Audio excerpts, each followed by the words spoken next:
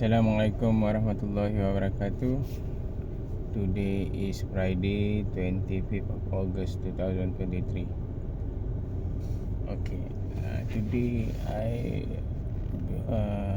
been given task to brief new medical officer in the Department of Surgery on the topic OT.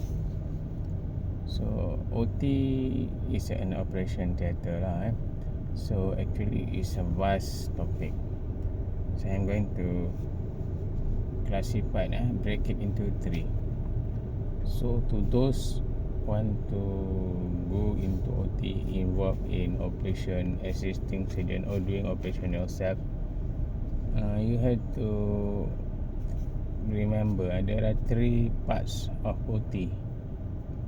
One is pre-operative, means before you go to OT, then inside the OT, and after that. Okay, talking about pre-operative, before you go into OT. So you have to prepare yourself as well as your patients. So for yourself, definitely you have to equip yourself with knowledge about what operation you want to perform. So make a bit of reading, anatomy of the operation that you want to assist, know about the disease, so that it's easier for you to understand the operation, and at the same time you can actively involve during the operations. At the same time, your duty to ask to get the consent. So if you want to ask permission and consent from the patient, definitely you have to know the case very well. Otherwise your patient asks you questions, you cannot answer. Type of operation, macam mana nak buat incisions, is there any complications, is there any possibility of blood transfusions, is there any possibility of death, you need to know. Otherwise you will be ashamed. Alright? Okay. Now, for every cases that you are going to assist, irrespective it is emergency or elective, you must see your patients in the ward first. Don't miss the opportunity to see the patient in the ward. Don't just go to OT and then assisting the operation when patient is already under. Alright, so that is a bad habit. So for surgeons who want to operate, you have to see your patient pre-operatively. See your patients, see whether the identity of the patient is right or not, nama dia, IC, and then look at the operation note, the notes, clinic notes, what type of operation. For example, if thyroid, which side, right or left, indication, any possibility of operation from just hemi to total, same thing. So you must identify the site, mark the site. So how you mark the site? Kalau thyroid tu, you can just put two ways of marking. One is you can just put the tape there and then mark on the tape, or you can use marker and mark on that side with arrow.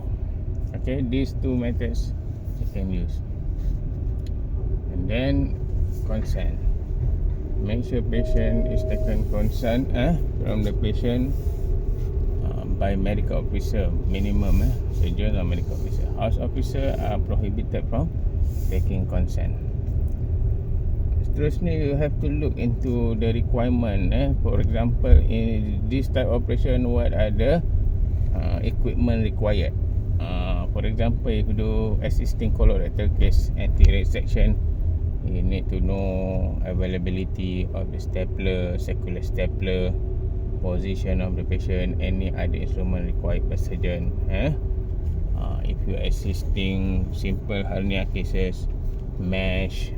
If you are assisting laparoscopic, for example, mesh, tacker, suture, you need to know, and then you have to liaise with OT personnel whether all these equipments are available or not. Number 2, the requirement of Preoperative antibiotic, prophylaxis antibiotics. So I don't want to elaborate on that because there are separate topics on antibiotics is in the list of my video. So you have to select whether this patient clean contaminated, you need to give prophylactic antibiotic. Clean surgery, you don't have to give. Okay, what type of antibiotics? These are the things. So for thyroid, perlu ke tak antibiotik? For hernia, perlu ke tak antibiotik? These are the things that you have to know. So you don't have to then ask surgeon again in OT, doctor, you need to give this antibiotic or not? Okay. So these are the checklist. These are part of what we call safe surgery. Okay, safe surgery, save lives. Okay, and then after that, preparation. Whether this patient need to be shaved or not. Usually the ideal time to shave is on the OT table. Okay, because you want to minimize the risk of infections. Okay, but sometimes if the patient is being listed as a first case, first case mean this patient will be listed as a first case. You can ask the patient to get bathed, and then shave that particular area after that immediately. So the time between the time of shaving and the time of operation done, actually you can is very short, maybe 1 hour. So that reduce the chances of infection to set up. Okay. Number 2, other than that, prepare yourself, baca sikit about the operation, and then you have to know your surgeon that you want to assist. What is his particular interest? What is his style of operation? What are the things that he require you to prepare? The type of draping, painting, all those things. Maybe you need to ask instruments that he like to use. Okay, after that, patient ready, consent up, everything written there, site being marked, patient go to OT. Okay, in OT, it's your duty to come early. Never come after the patient under, never come after the surgeons have reached the operation room. Come earlier. Okay, come earlier and prepare yourself. Then change your shirt inside the changing room. Every new MOs, you need to get briefing from the OT sister. Okay, OT sister. So you get, biasanya if you one batch of new housemen, there will be an appointment with sisters OT. They will brief you how to change the clothes, type, your size, wear OT cap, wear proper mask, wear proper shoe, and put your shirt properly, hang it, and then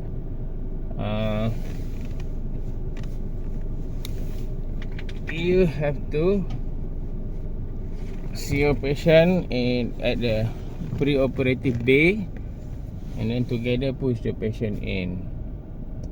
Inside the OT, there is whiteboard there. Okay, that whiteboard you need to write the name of the patient, age, time of operation, who is the operating surgeon, assistant, who is the anesthetist and the assistant, scrub nurses, runners, and all those things. Okay, this is another part of safe surgery, safe life. There are form there, form that to be written before surgery, form that to be written at the perioperative bay just before the operation, and whenever you count, you mention it loudly, the person in charge will say yes. Okay, and then if there is proper antibiotic, give it before the surgery. Don't give it after the surgery, because it defeats the purpose. Okay, then you scrub. Then scrub, I'm not going to teach it here. Usually you scrub if you assigned for longer operation, maybe 2 or 3 cases. The first scrub, you scrub a bit longer. Follow the sequence, and wash everything, clean the nails and all right and left, and then clean up to the elbow, and then use brush soap, maybe 3 to 5 minutes. Okay, and then after that, wear appropriate gown and in the appropriate manner, and then proper glove, with your appropriate glove size. And then when you enter someone need to tie your gown, and then you enter from the scrubbing room into the sterile operation room. So when you are inside the sterile operation room, stay there. Stay in one place. Okay, don't move there, move here. Alright, stay in one place, and then pass the one of the rope to the assistant, and then you tie your gown, and then after that clean the operating area, usually with Provident iodine, or you can use chlorhexidine. Okay, clean the area and then drape together with your assistant, another houseman or surgeon. Clean and drape. Okay, and then during the surgery, before the start of surgery means after the NS ready, we will start the operation. But normally we will say, I will start the operation now.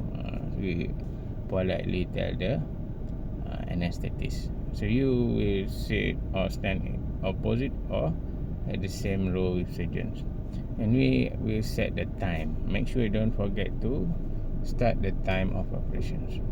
Okay, during the operations, follow the instruction. Okay, follow the instruction and try to hear properly the instruction, because we want to avoid needle stick injuries or operation incidents. For example, your hand accidentally being cut by knife or diatomy, or you can, because of your rushing job in hurry, you accidentally touch the surgeon's hand, and the surgeon accidentally cut the important structures. So remember, be calm, relax, listen and follow instruction.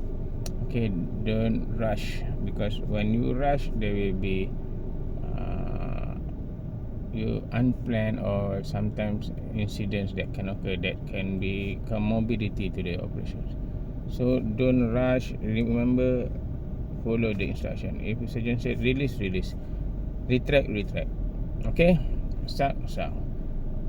Especially patient with background of biohazards, HIV, hepatitis C, you have to be extra careful.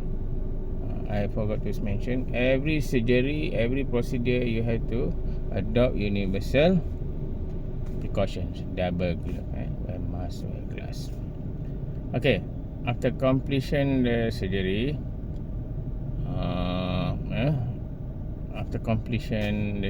completing the surgery, you have to untie your gown, put in the proper place, and the red bin there, and don't forget write operation note.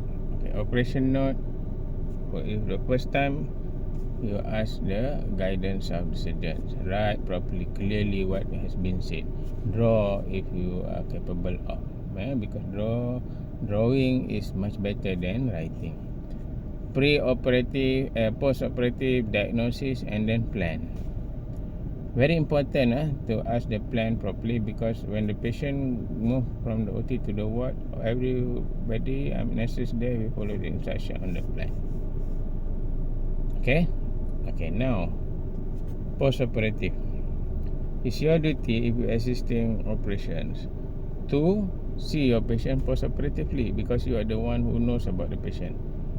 What type of surgery plan, so for example, drain to be removed on which day, STO kena buat tak, what other instructions you need to do, and then always live with the operating surgeons. When to discharge. Okay, any complication, you must alert the surgeons. So it's your duty to see your patient. Either you buat IND for breast abscess, gluteal abscess, appendectomy, atau you assisting for bigger operations, You must make a habit of seeing your patient post-operatively, not other people. And finally, if complications happen for your case, it's your duty to handle that complication. Handle means bukan you treat the patient. Handle means you manage patients, consult the surgeons, what happened. If need to refer, you make a referral. You talk about to the patient, calm the patients, because this is important in handling the case to prevent further future legal matter. So it will save you. So this is what we call safe surgery. One thing I forgot to tell you is, if we put gauze inside the abdomen, always count correctly at the end of the operation. If you put 5 right on the board, and then at the end when you take out, also count. So this to prevent retain foreign body, retain gauze inside. This is another part of safe surgery, safe life. And that is about OT lah. Be punctual, come early, communicate, interact dengan surgeon intraoperatively. Then you will, otherwise you are going to be retracting and suction the whole 3 to 4 hours. So if you learn, you read something about the disease operation, you can ask questions. Doctor, what is this? Is this what's different? Why the color is different? Why you cut it? Something like that. Okay, so it will be interesting. Then you will like more about the surgery rather than you just retracting, not talking for 3 to 4 hours. So that's all about the operation. Thank you very much. This is very brief lah, so that will benefit all of you. Thank you. Assalamualaikum warahmatullahi wabarakatuh.